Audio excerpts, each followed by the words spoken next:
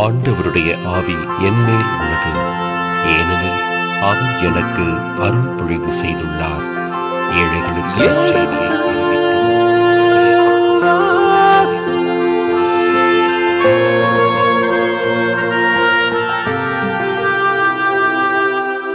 எடுத்து வாசி.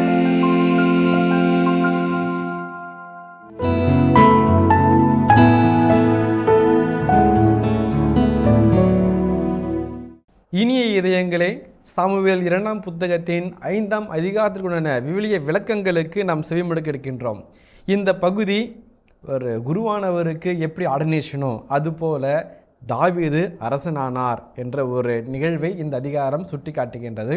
ஒரு ஆடு மேய்க்கும் சிறுவனாக இருந்தவன், யாரும் அறியாத ஏதோ ஒரு இடத்திலே தன் தந்தையால் கூட நினைத்து பார்க்காத இடத்தில் இருந்த ஒரு சிறியவனை இஸ்ரேல் குலத்தாரின் முதல்வராக கடவுள் உயர்த்துவதை இந்த அதிகாரத்தில் நாம் பார்க்கின்றோம். இந்த அதிகாரத்தில் தாவீதுக்கு இதோ இந்தா என்று வெறுமனே இந்த அரசன் பதவி வந்துவிட்டதா, அல்லது தாவீது தன்னைத்தானே செதுக்கி உருவாக்கினாரா, மக்கள் என்ன நினைத்தார்கள், மக்களே இதை கொடுத்தார்களா, கடவுள் கொடுத்ததை மக்கள் அங்கீகரித்தார்களா என பல கேள்விகள் நமக்கு இருக்கின்றன. இந்த கேள்விகளுக்கெல்லாம் விடையாக விளக்கங்களை சுமந்து வருகின்றது இந்த 5ஆம் அதிகாரம். இந்த விளக்கங்களை அதனுடைய ஆழங்களிலிருந்து நமக்கு விளக்க இருக்கின்றார் நம்முடைய பாசமிகு தந்தை அவர்கள். உங்கள் சார்பாக தந்தை அவர்களுக்கு வணக்கம் சொல்லி நிகழ்ச்சியை தொடங்குவோம். வணக்கம் தந்தை அவர்களே.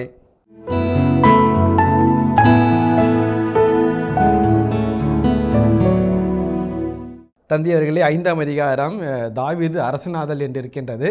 பல நாள் கனவு, பல தவிப்புகள், பல ஏக்கங்கள், துரோகங்கள் இவற்றையெல்லாம் தாண்டி இன்று இஸ்ரேல் மக்களின் முதல்வராக தாவீது நிற்பதை பார்க்கின்றோம். இந்த பகுதி விளக்குகின்ற இறையியல் கருத்துக்கள் என்ன என்பதை அறிந்து கொள்ள ஆர்வமாக இருக்கின்ற தந்தை அவர்களே.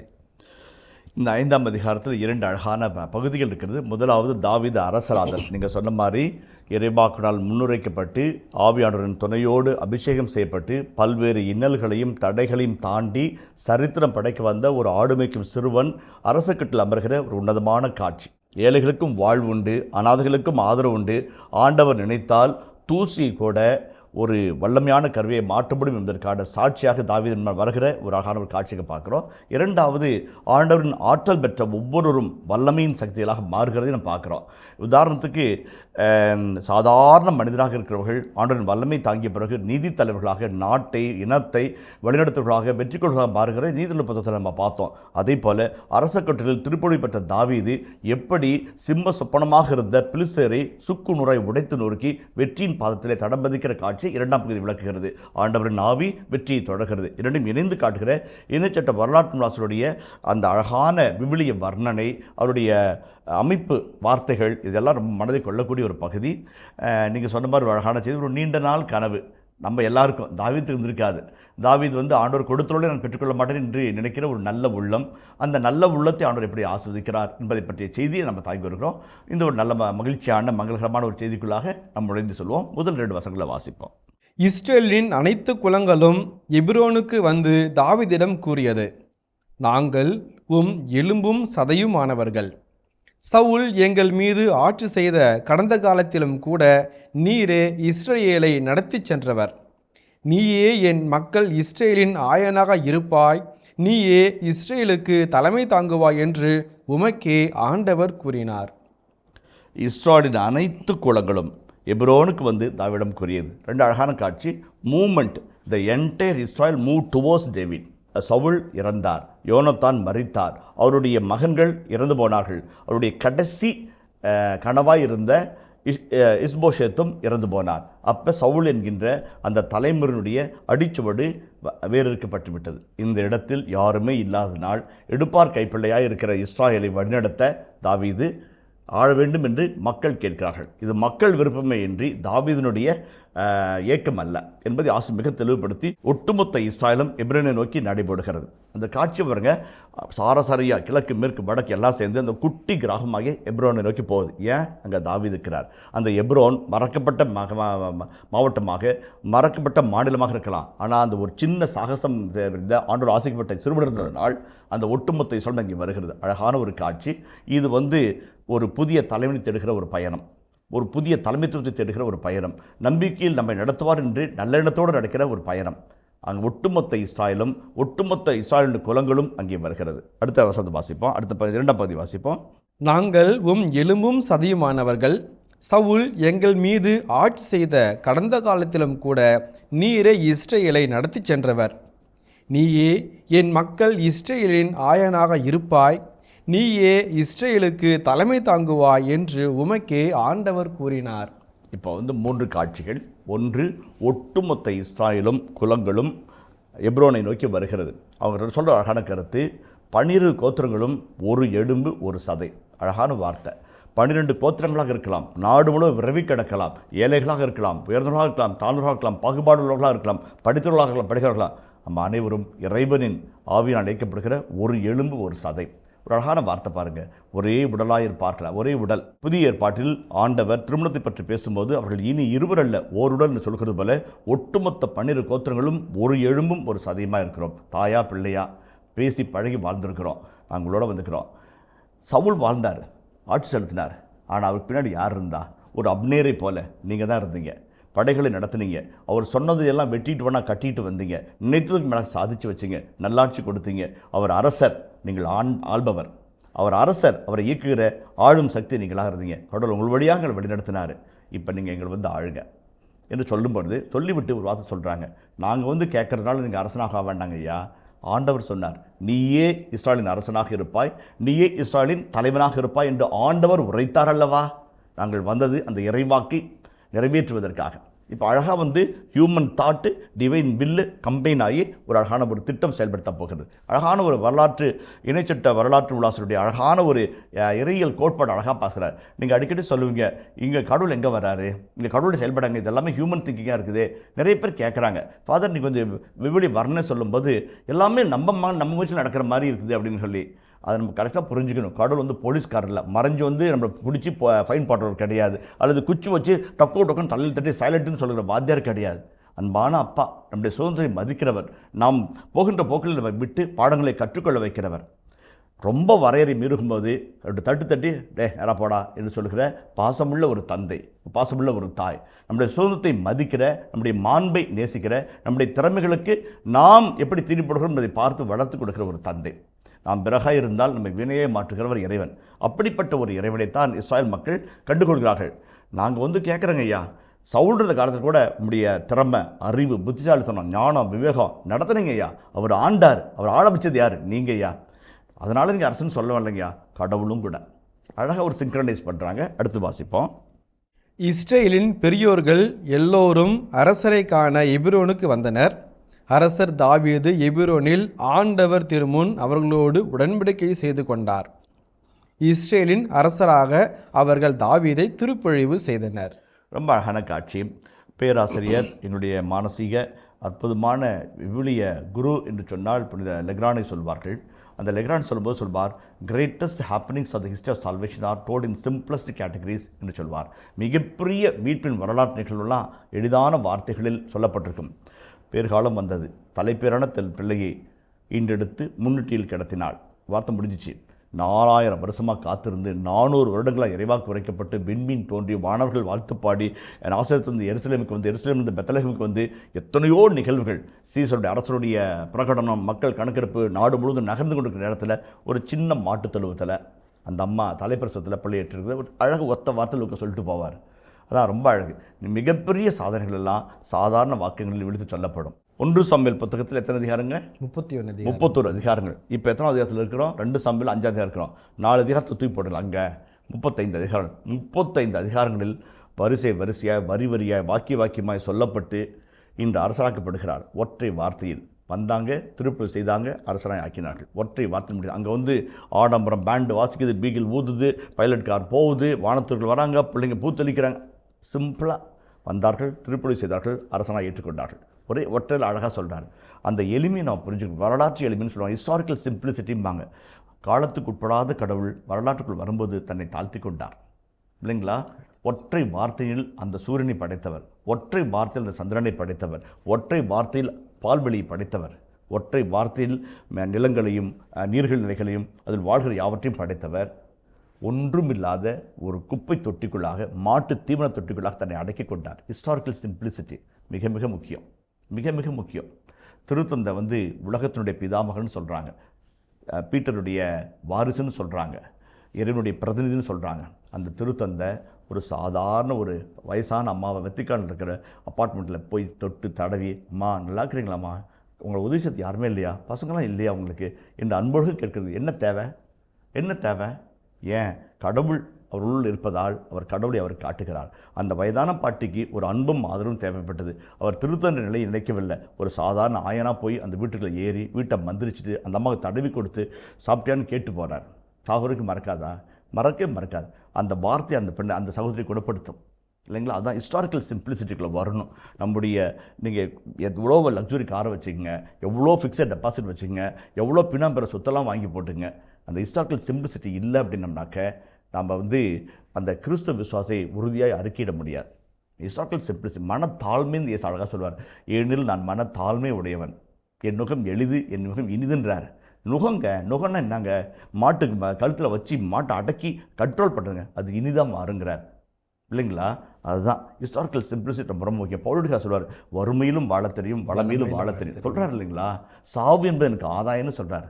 அந்த சிம்பிளிசிட்டி வந்துருச்சுன்னா எல்லாத்தையும் துச்சமாக நினைப்போம். யார் முன்னாடி தலைவனைக்கு இருக்கணும்னு அவசியம் கிடையாது. யாருக்கும் கை கட்டி நயந்து பேசி சாதிக்கணும்னு அவசியமே கிடையாது. ஆண்டவருக்கு பணிபுரிகிறோம், தொடர்ந்து போவோம் என்ற நல்ல நமக்குள்ளாக வரும். அதான் ரொம்ப அழகாக சொல்கிறார். இஸ்ராயலின் பெரியவர்கள் வந்தாங்க, திருப்பொழிவு செய்தாங்க, அரசரானார், முடிஞ்சு போச்சு. இதில் வந்து இன்னொரு வார்த்தை பயன்படுத்தப்படுகிறது, ஆண்டவர் திருமுன் உடன்படிக்கை செய்து கொண்டார். இப்போ பாருங்களேன், இப்போ வந்து ஆண்டவர் முன்னுரைத்தார், இறைவாக்கினர் அருட்பொழிவு செய்தார், வரலாறு நகர்கிறது.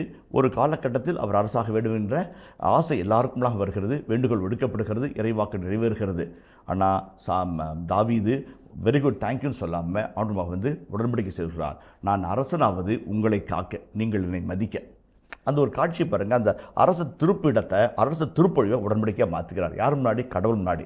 எந்த ஒரு பதவி பிரமாணமோ இறைவன்பாக தான். அது தியாகோன் பட்டமாக இருக்கட்டும், குருத்துவமாக இருக்கட்டும், எல்லாமே கடவுள் முன்னாடி தான். அது ஆயர்நிலை பட்டமாக இருக்கட்டும், அல்லது கருதினாலாக இருக்கட்டும், அது இறைவன் துன்பாக.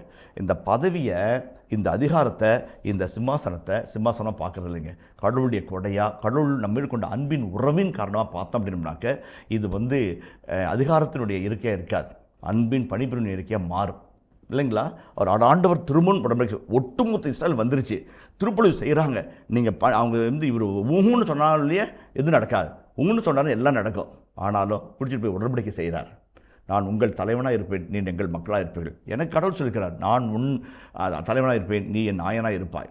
சொன்னார்ல, என் இதயத்துக்கு உகந்த இவனே நான் அபிஷேகம் செய்யணும்னு சொன்னார்ல, அந்த உகந்த வாழ்க்கை வாழ்கிறார். அதுதான் வந்து ஒரு தலைமைத்துவத்தினுடைய நேய பண்பு. அதிகாரத்தை அதிகாரமாக பார்க்காம, ஆளும் வர்க்கத்திற்கு சேவை செய்யும் ஒரு அடிவரடித்தனமாக பார்க்காம, ஏழைகளுக்கும் அனாதைகளுக்கும் பணிந்து பணிபுரிகிற ஒரு வல்லமையான ஒரு கொடையாக பார்த்தோம்னாக்க வல்லமையான ஒரு செய்திக்கு போவாங்க.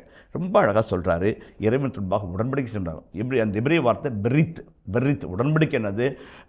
இறைவன்பாக ஒரு ரத்தத்தை சிந்தி அந்த மிருகத்தின் நடுவே நடந்து போய் திரும்ப உடம்பு செய்தார். இஸ்ராயல் பெருகளை மூத்தில் ஒருவார் இவர் கரம் பிடித்து அந்த உடன்படிக்கை ரத்தத்தின் ஊடுகளோட போவார். ஏன்? இந்த உடன்படிக்கை நான் மீறினா இந்த மாதிரி நானும் வெட்டப்பட்டு செத்து போவேனாக, ரத்தம் சிந்தி சாவேனாக என்கிற மறைமுக செய்தி அவனுக்குள்ள சொல்கிறார் இல்லைங்களா? உடன்படிக்கை செய்து கொண்டார், மீற மாட்டேன், நீங்களும் மீறக்கூடாது. I bind you, you bind me. அதான் உடன்படிக்கையின் உறவு. அடுத்து பாருங்களேன், 30 வயதில் அரசனான தாவீது 40 ஆண்டுகள் ஆட்சி புரிந்தார். எபிரோனில் தங்கி யூதாவை 7 ஆண்டுகள் 6 மாதங்களும், பிறகு எருசலேமில் தங்கி அனைத்து இஸ்ரேல் யூதாவை 33 ஆண்டுகளும் அவர் ஆட்சி புரிந்தார். இப்போ இந்த இடத்துல வந்து எண்கள் பற்றிய ஒரு இறையலையும் தாவீதினுடைய எண்ணம் பற்றிய வரையிலையும் பற்றி ஒரு 2 வார்த்தை சொல்லணும்னு ஆசைப்பட்றேன். ஒன்று, 30 வயதில் அரசரான தாவீது. எத்தனை வருஷம் இயேசு பொது வாழ்க்கை ஆரம்பித்தார்? 30. இயேசு யார்? தாவீதின் மகன். புரியுதுங்களா? அந்த ஹிஸ்டாரிக்கல் கொஹரன்ஸ் பார்க்குறீங்களா? 30 வருஷமாக 1930 44 அதெல்லாம் கணக்கு இல்லை. 30 வயதில் தாவீது அரசரானார். 30 வயதில் தாவீதின் மகன் பொது வாழ்க்கை வருகிறார். புரியுங்களா? அந்த ஹிஸ்டாரிக்கல் டைப்பாலஜி புரிஞ்சுக்கிட்டோம்னாக்க ஆசிரியர் என்ன சொல்ல வரன்னு நம்ம புரிஞ்சுக்கலாம் இல்லை? அந்த டிப்பாலஜின்னு சொல்லுவாங்க. இப்போ தாவீது 30 வயதில் அரசராயிட்டார், இவரும் அரசு வரார், பொது வாழ்க்கை வந்துடுறார். சேவைக்காக இஸ்ராயலின் தலைவனாக அவர் வெளியே தலையெடுக்கிறார். 30 ஆண்டுகள். ஓகே, 30 ஆண்டுகள் வந்து அது ஒரு ஈக்குவாலிட்டி சொல்கிறேன் நான். இந்த மைண்ட் செட் ஆஃப் தி ரைட்டர்ஸை சொல்கிறேன். 30 வயதில் அரசரான தாவீது 40 ஆண்டுகள் ஆட்சி செய்தார். 40 என்பது விவிலியத்தின் முழுமையான எண். இஸ்ராயல் மக்கள் பாலைவனத்தில் அலைந்திருந்தது 40 நாட்கள். மோசேயின் பாலைவனத்தில் உண்ணாண்டிருந்தது 40 நாட்கள். இயேசு பாலைவனத்தில் இருந்தது 40 நாட்கள். 40 நாட்கள் என்பது நிறைவு முழுமையான நாட்கள். அப்போ தாவீது முழுமையான ஒரு ஆட்சி வாழ்ந்தார். ஒரு நல்ல அரசனாக திருப்தியாக திகட்ட இனிப்பை சாப்பிட்ற மாதிரி 40 ஆண்டுகள் போதுன்ற அளவுக்கு வாழ்ந்தார். ஆண்டவர் ஆசீர்வதிச்சார். நிறைவான வாழ்க்கை. மகராசனாக போனாங்க ஐயா, நிறைவாழ்வு சொல்கிறாங்களா, நிறைவாழ்வு 40 ஆண்டுகள். அது ரெண்டாக பிரித்து போகிறார் பாருங்கள். 7 ஆண்டுகள் 6 மாதங்கள் எப்ரோன்லேருந்து கரெக்டாக சொல்கிறாங்க. ஏன் அந்த 6 மாதங்கள் 7 மாதங்கள் 7.5 வருஷம்னு சொல்கிறாங்க. 7.5 சங்கடமாக இருக்குன்னு சொல்கிறாங்க. அதெல்லாம் இல்லை. அங்கே வந்து ஆசிரியர் சொல்கிறாருன்னா அந்த குறைவாக சொல்லும்போது you wants insist upon the historical accuracy. எனக்கு தெளிவாக தெரியும்பா 7 வருஷம் 6 மாதம்பா இல்லைங்களா. அந்த யூத தேதிகளில் கால அட்டவணைகளில் ஒரு அக்யூரசி இருக்கும். அதில் கொஞ்சம் மாறி கூட இருக்கும். ஆனாலும் அதில் இருக்கிற ஒரு இறையை நாம் புரிஞ்சுக்கணும். அடித்து சொல்கிறோம்பா 7 வருஷம் 4 மாதம் எப்ரோன்பா சொல்கிறாங்க. ரெண்டாவது அது வந்து எப்ரோனிலிருந்து, எப்ரோன் வந்து அவருடைய சொந்த ஊர். ஒட்டுமொத்த இஸ்ராயல் எப்ரோனுக்கு வந்தது. அரசாங்கம் கேட்டது, திருப்பதி செய்கிறாங்க, உடன்படிக்கை செய்கிறாரு, ஆட்சி புரிகிறார். நான் அன்றைக்கே சொன்னேன், you know your strength, you know your weakness, you exploit your strength and correct your weakness, you will become good leader இல்லைங்களா. எப்ரோன் வந்து அவருடைய பலம், ஆளுமை பலம் இருக்குது.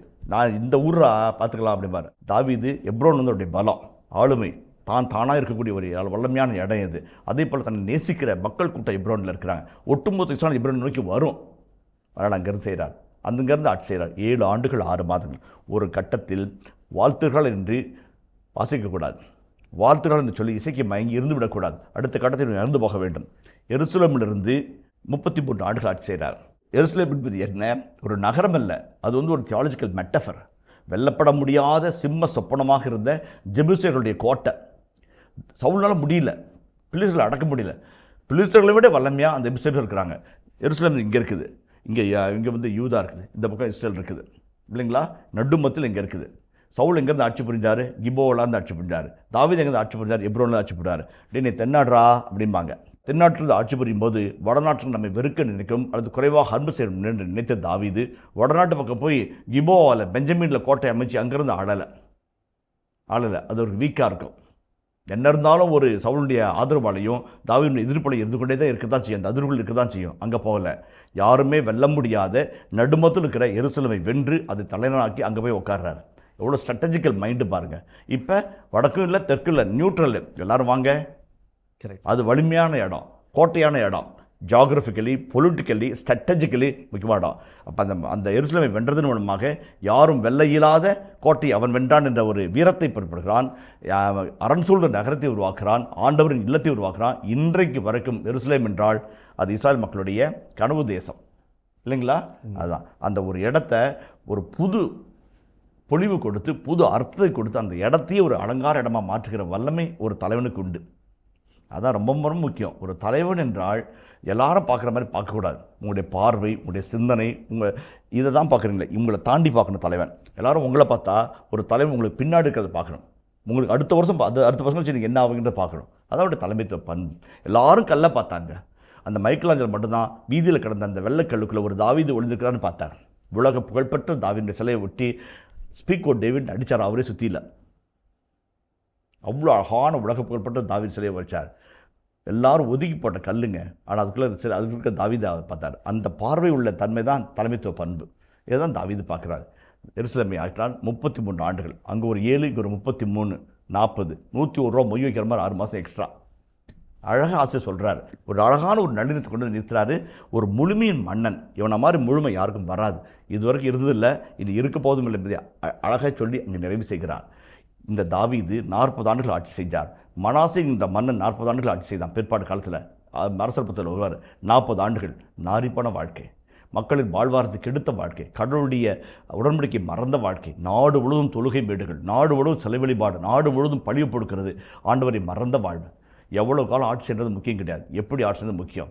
இவர் 40 ஆண்டுகள் வளமையும் பொற்காலத்தையும் உருவாக்கிய ஒரு அற்புதமான இஸ்ராயலின் இனத்தின் தலைவராக உயர்ந்த ஒரு உன்னத வாழ்க்கை. அங்கே வந்து 40 ஆண்டுகள் அவர் ஆட்சி செஞ்சார். மனாசே என்கிறவன் தீமையின் ஒட்டுமொத்த உருவம் என்று இன்றைக்கும் காரியமுள்ளப்படுகிற ஒரு ஆட்சியை கொடுத்தார். ரொம்ப ரொம்ப முக்கியம், ரொம்ப ரொம்ப முக்கியம். எவ்வளவு என்பதல்ல, எப்படி என்பதுதான் மிக மிக முக்கியம், மிக மிக முக்கியம். நீங்கள் 50 லட்சத்தை கொடுக்கலாம், ஆனால் 5 ரூபாயை அன்பாக கொடுத்தீங்கன்னா 50 லட்சத்தோட அந்த 5 ரூபாய் பெருசு. அதான் முக்கியம். அதுதான் இந்த இடத்துல சொல்கிறார், குவாலிட்டேட்டிவ் லைஃப், குவாலிட்டேட்டிவ் லீடர்ஷிப் என்று சொல்வார்கள். அதான் தாவீது பார்க்குறார். அந்த ஆக்சுவலாக இந்த பகுதி வந்து வரலாற்று சுருக்கம், ஹிஸ்டாரிக்கல் சம்மரி என்று சொல்வார்கள். பின்னால் இந்த 40 ஆண்டில் என்னென்ன செஞ்சார், இந்த 7 ஆண்டில் என்னென்ன பண்ணார், அதெல்லாம் பின்னாடி வரும். அது சம்மரை போட்டு வச்சுட்டு ஒரு ட்ரெயிலர் ஓட்டி விடுறாரு, அதனுடைய பிற்பாடு வரும். 6ஆம் வசனம் வாசிப்போமே.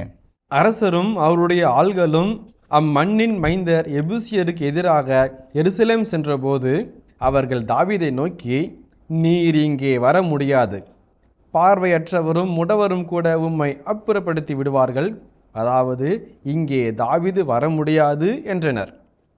இருப்பினும் தாவீது சீயோன் கோட்டையை கைப்பற்றினார், அதுவே தாவீதின் நகர். ஓகே, இப்போ வந்து 6ஆம் வசனம், 7ஆம் வசனம், 8ஆம் வசனம், 9ஆம் வசனம், இந்த 4 வசனங்களும் வரலாற்று விளக்குவர்களுக்கு ஒரு சிம்ம சொப்பனம். இதை பற்றி எழுதுகிறவங்களுக்கு ரொம்ப தீயில் இருக்கும். இதை விளக்க சொல்கிறதுக்கு கிட்டத்தட்ட ஒரு 120 கட்டுரைகளுக்கு மேலே இருக்குது. இந்த 4 வசனம் அவ்வளோ வந்து ரொம்ப டைட்டாக, ரொம்ப அம்பிகியஸாக இருக்கிற ஒரு டெக்ஸ்ட்டு. படித்து இன்டர்நெட் செக் பண்ணி பார்த்தோம்னாக்க இந்த பகுதிகளுக்கான விளக்கு உரைகளை அல்லது வந்து இது பார்த்தா ஒவ்வொருத்தரும் ஒவ்வொரு மாதிரி சொல்லுவாங்க. எது உண்மைன்னு எனக்கு தெரியாது. ஆனால் நான் என்ன உண்மை சொல்கிறேன்னு எனக்கே தெரியல. ஆனால் வந்து சொல்கிறது வந்து நான் படித்து தெரிந்து கொண்ட சில வசங்கள், அந்த இடத்தை போய் பார்த்த இடத்துலேருந்து பார்த்த உண்மைகள்லேருந்து என்னுடைய கருத்து சொல்கிறேன். இதுதான் கருத்துன்னு நான் சொல்லலை. நான் என்னுடைய தனிப்பட்ட கருத்து. இது விளக்குகள் பல்வேறு விதமாக விளக்கப்படலாம், புரிந்து கொள்ளப்படலாம், என்னுடைய கருத்தை நிராகரிக்கலாம். அதில் வந்து நான் எனக்கு வந்து எந்த ஒரு ஆட்சேபனும் இல்லை. ஏற்றுக்கொள்ளவும் ஏற்றுக்கொள்ளாது உங்களுடைய கருத்து. வரலாற்று விழுநர்களுடைய கருத்துக்கள் 4ஆக பிரித்து ஒன்றா வைக்கிறேன். தாவீதும் அவருடைய ஆள்களும் அம்மண்ணின் மைந்தர் எபூசியருக்கு எதிராக எருசலேம் சென்றபோது அவர்கள் தாவீதை நோக்கி, யாரு அவர்கள்? யாரு? எபூசியர்கள். நீர் இங்கே வர முடியாது, பார்வையற்றவரும் மூடரும் கூட உம்மை அப்புறப்படுத்தி விடுவார்கள், அதாவது தாவீது இங்கு வர முடியாது என்றார்கள். இது எப்படி புரிஞ்சுக்கிறேன் சொல்லுங்களேன்?